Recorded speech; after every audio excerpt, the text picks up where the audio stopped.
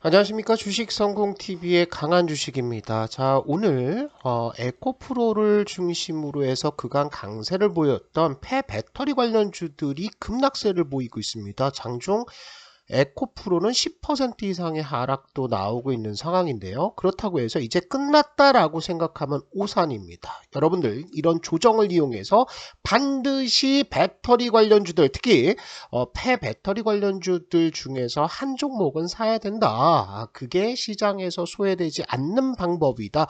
이렇게 강조를 드리면서 오늘 종목들의 하락세에 대해서 설명을 좀 드리도록 하겠습니다. 자, 에코프로가 하락세를 보였죠. 장중 10% 이상의 하락이 나오고 있는데 이것을 보고 굉장히 많이 놀래고 계십니다. 그런데요, 기술적으로 본다면 100% 급등 후에 조정을 받는 것은 당연한 일이죠. 주식이 어떻게 원웨이 상승, 계속 상승만 하겠습니까? 오늘 하락의 빌미는 전환사채 청구입니다. 10이라고 얘기를 하는데요. 그 내용들을 좀 보시면은 이런 겁니다. 오늘 공시가 하나 나왔는데 지금 에코프로가 기존에 12 발행, 전환사채 발행을 했었는데요. 이것을 한 50만 주 정도 행사를 하겠다라는 거죠. 그런데 논란이 됐던 것이 이겁니다. 에코프로가 엄청나게 급등을 했어요. 그런데 전환가액이 얼마다? 63,000원입니다. 그러니까 지금 이 50만 주를 현재 주가에서 갖다 때려도 3배 이상의 수익이다. 그래서 물량 부담이 나온다라는 거죠. 그런데 여러분들 49만 주, 50만 주입니다. 그런데 최근에 거래량들을 한번 보시면은 하루에 400만 주, 500만 주 터져요. 그리고 평상시에 급등하지 않았을 때 거래량이 50만 주입니다.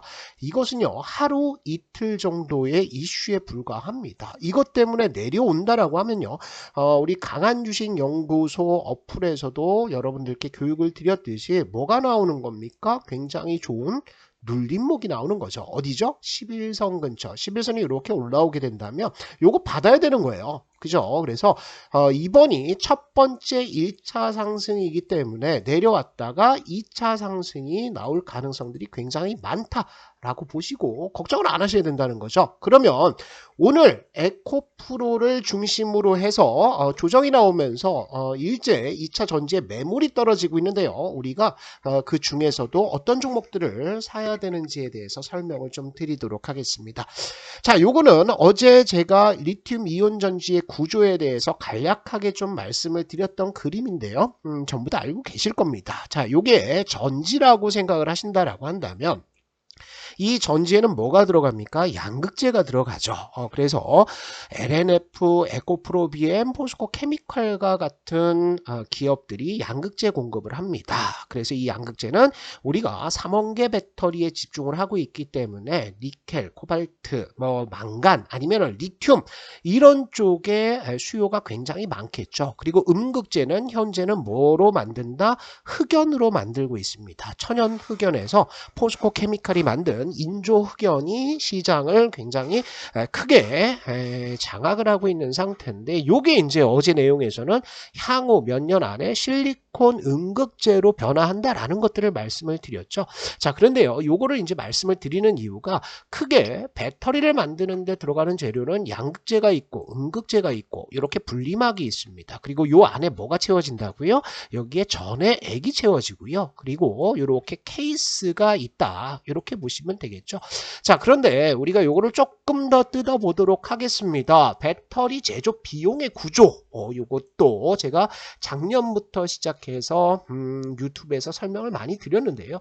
전기차 내에서 배터리 비중 그리고 배터리 내에서의 재료비 비중을 한번 보시면은 요게 전기차입니다. 전기차에서 요게 이제 전기차 만드는데 들어가는 비용이라고 보시면은 부품이 얼마 많이 안 들어가요.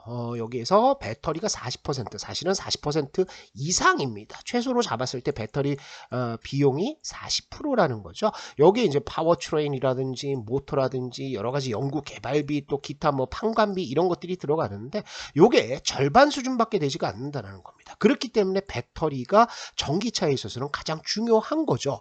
자, 그러면 이 배터리를 띄워놓고 봐서 이 안에서는 재료 재료비가 어떻게 되느냐? 여기에서 이렇게 재료비 있죠. 요게 이제 50% 이게 이제 리튬이라든지 망간이라든지 이런 금속들을 사오는 원재료라고 보시면 좋을 것 같고요. 고정비라는 것은 공장 돌리는데 필요한 거죠. 공장을 지어서 감가상각이 될 거고요. 여기에 사람들도 투입을 할 거고 인건비가 들어가고 여기 판관비에도 인건비가 들어갈 텐데 어쨌든 판관비 있고 기타 비용 있고 뭐 마진을 10%로 봤을 때 재료비가 50%라는 겁니다.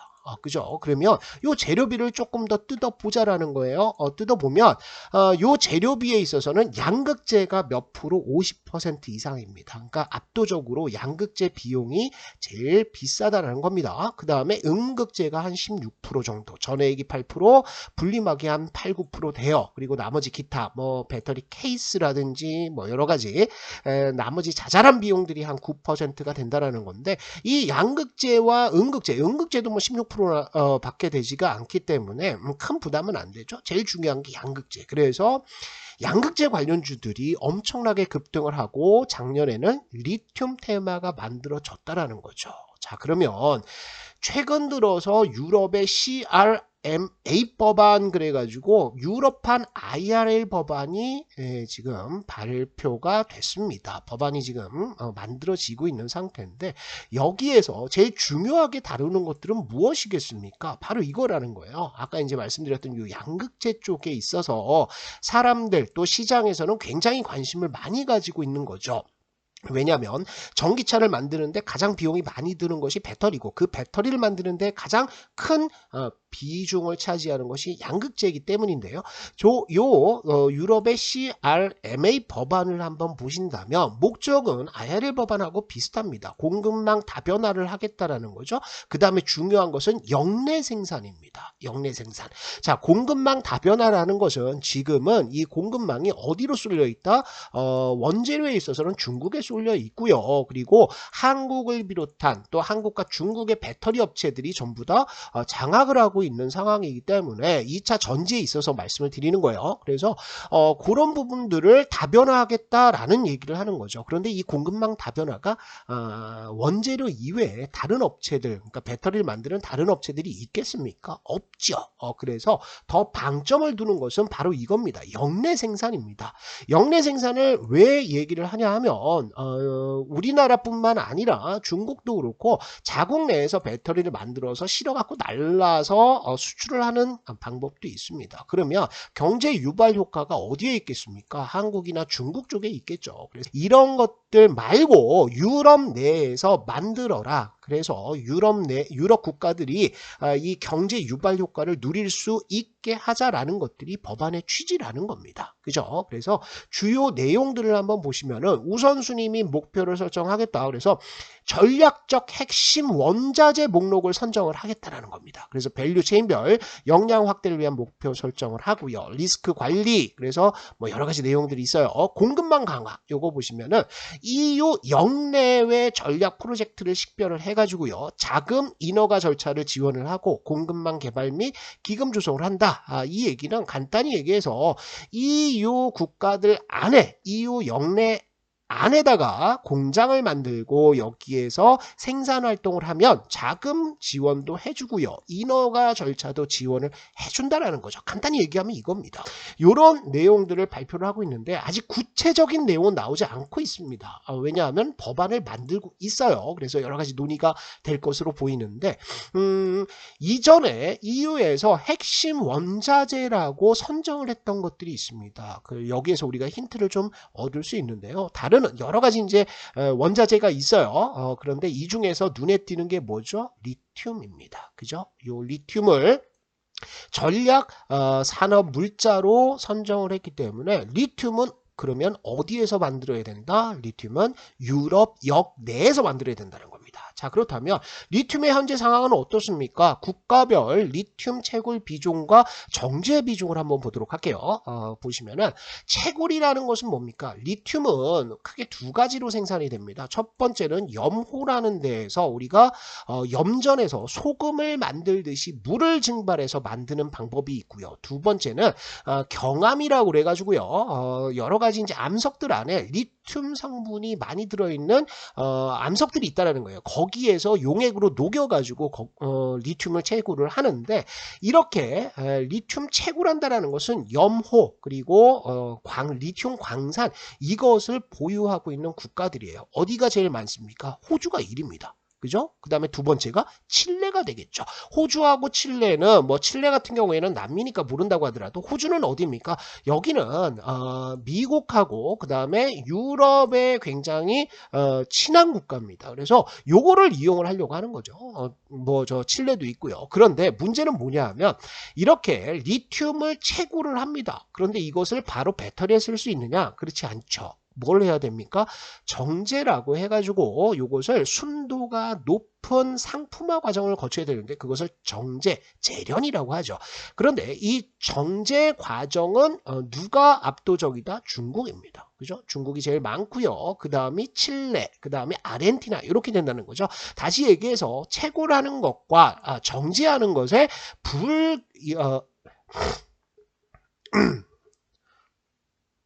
불일치가 있다라는 거죠. 이게 이제 문제가 돼서 중국이 공급망에 있어서 굉장히 중요한 역할을 하고 있는 상황인데요. 리튬뿐만이 아니라 니켈도 마찬가지입니다. 니켈도 누가 많이 가지고 있어요? 인도네시아가 제일 많이 가지고 있고요. 그 다음에 필리핀, 그 다음이 러시아. 그래서 러시아는 뺍시다. 전쟁 중이니까.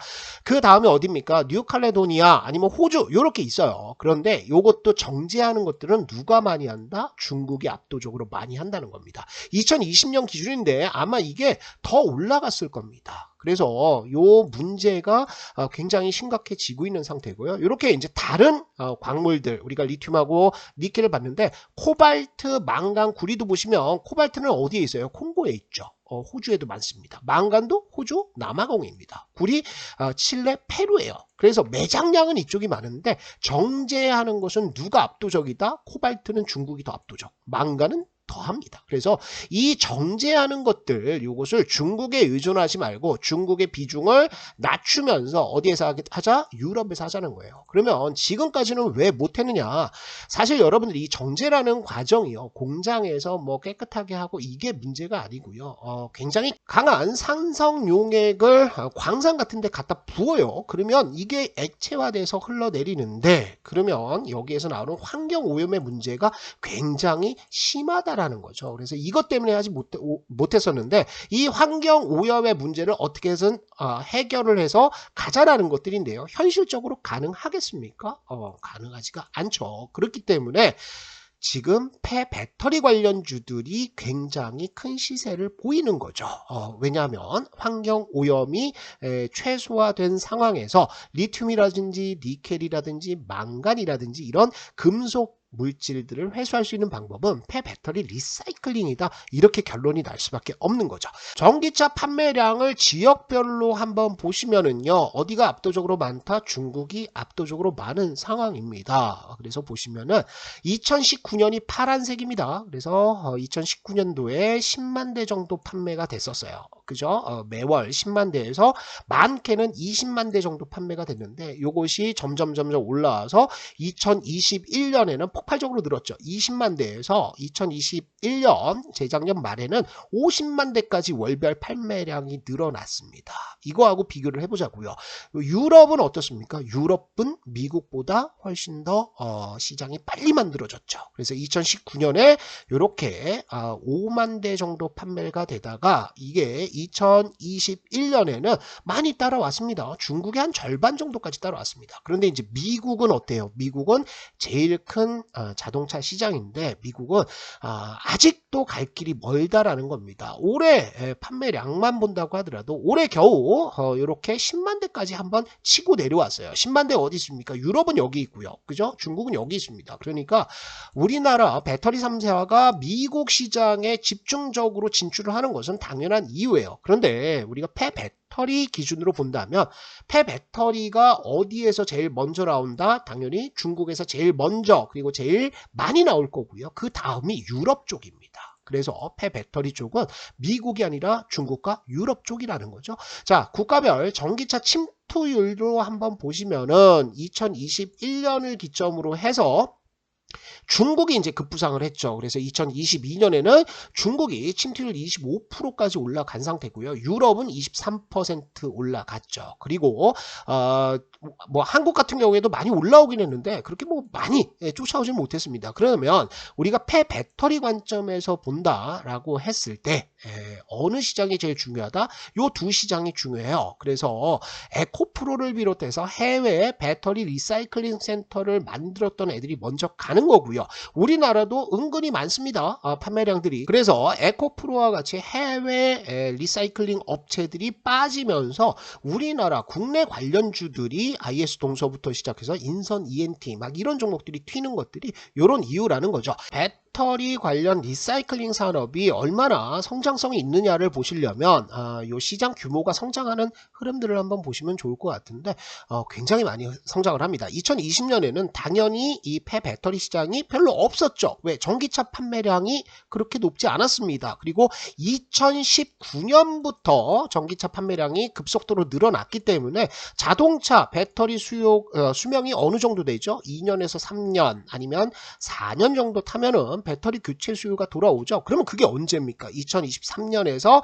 25년까지 집중적으로 이제 폐배터리가 나오기 시작을 할 텐데 이런 리사이클링 시장은 2030년에 엄청나게 늘죠. 20조 원 규모로 늘었다가요. 2040년에는 거의 100조 원 시장으로 늘고 있는 겁니다. 이것도 되게 보수적으로 본 거죠. 전기차 판매량, 폐기 전기차 추이를 보시면 언제 늘어난다? 5년 요때 제가 이제 늘기 시작한다 그랬죠. 그리고 나서 2030년까지도 이렇게 늘고요. 그리고 2040년에는 뭐 압도적으로 늘어납니다. 그래서 이 시장은 굉장히 높은 성장성을 가지고 언제까지 2030년대까지는 계속해서 확장하는 시장이라고 보셔야 될 것 같죠. 그래서 우리가 관련주들을 오늘 한 번씩 보도록 하겠습니다. 관련주들이 여러 종목들이 있는데요. 자 보시면은 배터리는 수거를 합니다. 폐배터리를 수거를 해가지고 이것을 검사를 해요. 그래서 요 수명이 한 80% 정도 남았다라고 한다면 얘는 자동차에는 쓸 수 없지만 어디에는 쓸 수 있다? ESS 에너지 저장 시스템에는 쓸 수 있어요. 그래서 얘를 이렇게 이쪽으로 가가지고 리사이클링이 아니라 리유즈로 간다라는 거죠. 재사용을 한다라는 거예요. 하지만 80% 미만 70% 수명 남았다 그러면 이거는 배터리를 전기차에 쓸 수가 없는 거죠. 그러면 요것을 리사이클링을 하는 거고요. 이렇게 재제조를 들어가서 요거를 파쇄를 해가지고요. 분쇄를 해서 전처리 과정을 거칩니다. 그래서 막 블랙 파우더처럼 전부 다 이제 배터리를 부셔버려요. 그러면 거기에서 여러 가지 화학 공정을 통해서 건식 공정도 있고 습식 공정도 있는데요.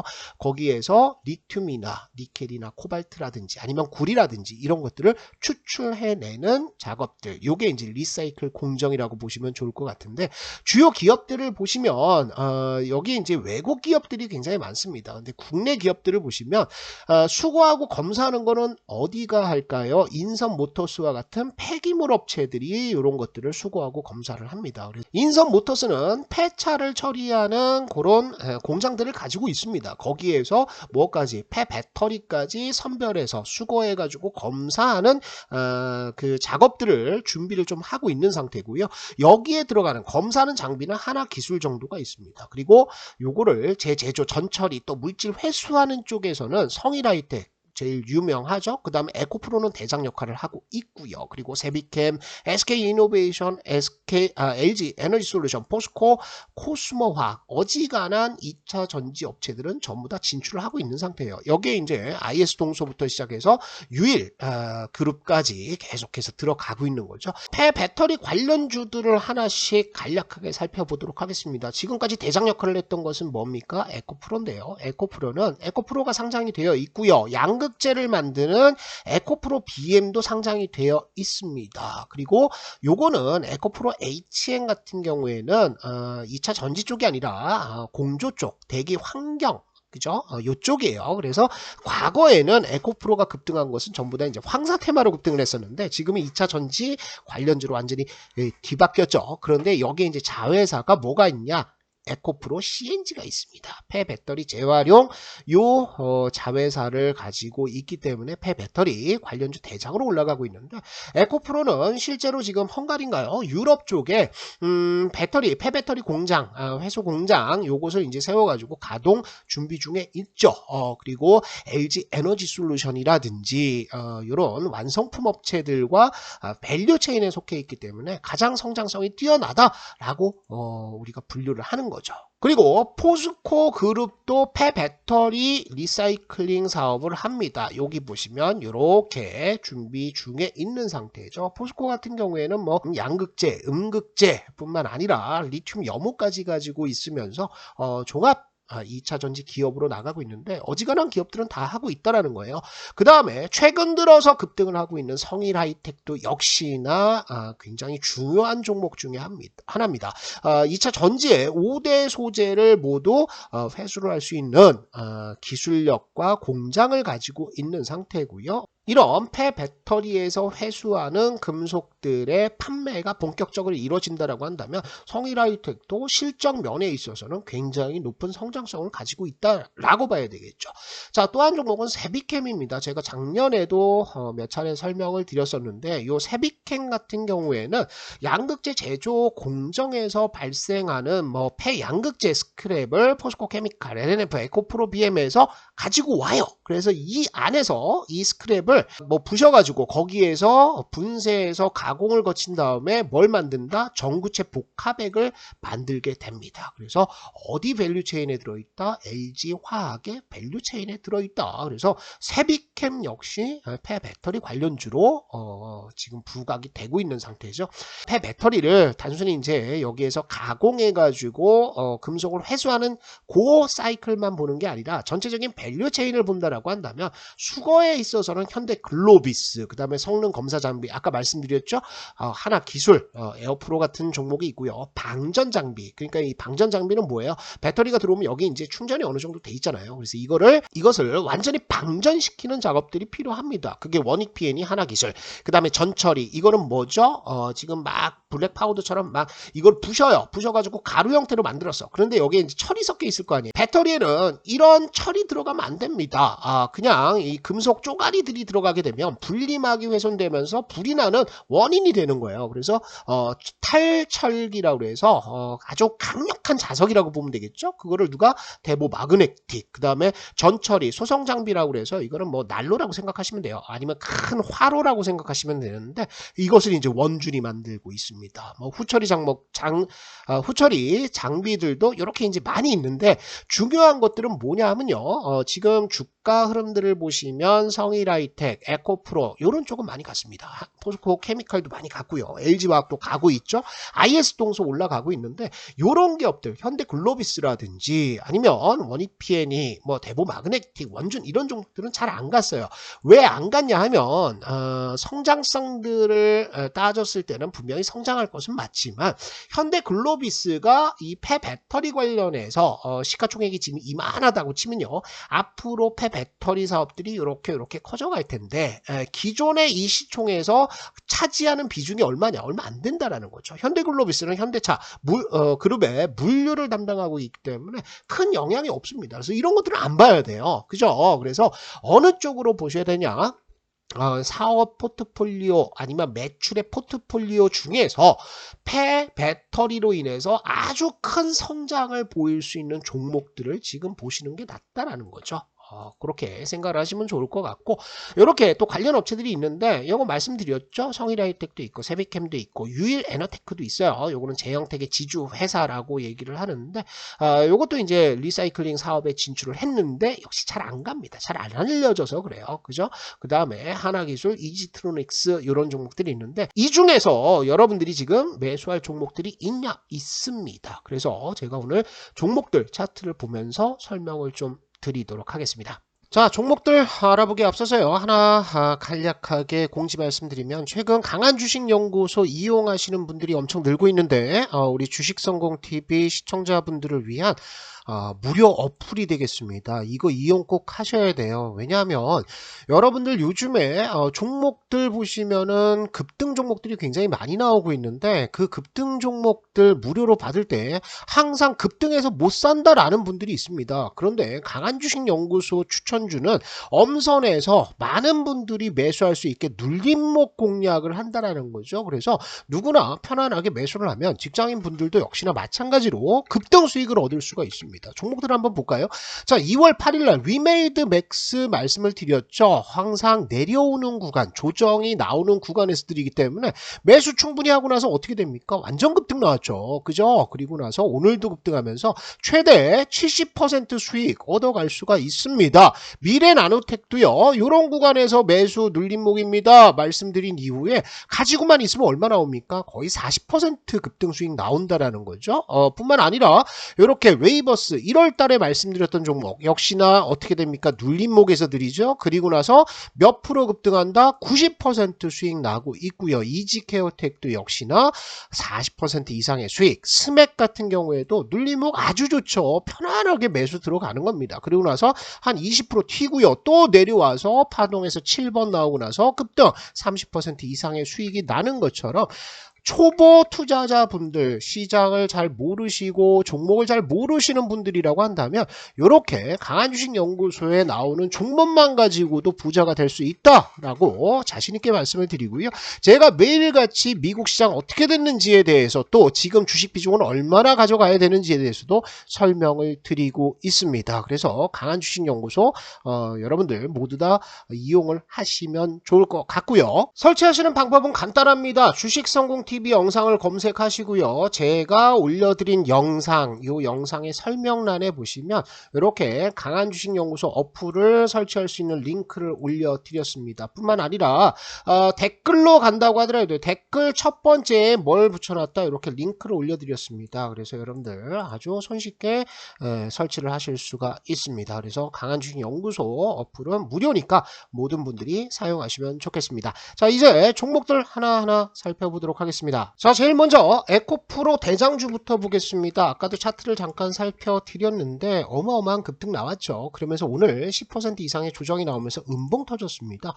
일단 거래량들이 많이 터졌어요. 매도 거래량도 많이 터졌고 손바뀜도 있었는데 오늘 에코프로는 공매도도 꽤 많이 떨어졌죠. 거의 10만 주 가깝게 9만 3천 주, 9만 4천 주가 떨어졌습니다. 그런데요, 여러분들 보시면은 이게 에코프로가 이런 급등이 나왔던 것들은 왜 나왔죠? 쇼커버가 초창기에 들어오면서 공매도 또 치면 또 쇼커버 들어오고 또 치면 쇼커버 들어오면서 계속해서 급등세를 보였다라는 겁니다. 그래서 이번에는 단기 이평선들 훼손은 하지 않았지만 거래량이 터졌기 때문에 요거는 내려올 수 있습니다. 그럼 어디서 산다? 에코프로부터 사셔야 돼요. 19만원대 중반 정도 오시면은 11선이 이렇게 올라올 겁니다. 이렇게 올라오면 요 11선의 위아래에서는 매수 들어가는 거죠. 그리고 나서 물릴 각오하고 가는 겁니다. 그래서 에코프로는 여전히 대장주로서 그 상승 흐름들이 꺾이지 않았다. 다만 눌림목을 주고 간다라는 거예요. 이전에 나왔던 흐름들 한번 보시면은요, 이런 것들입니다. 자, 보세요.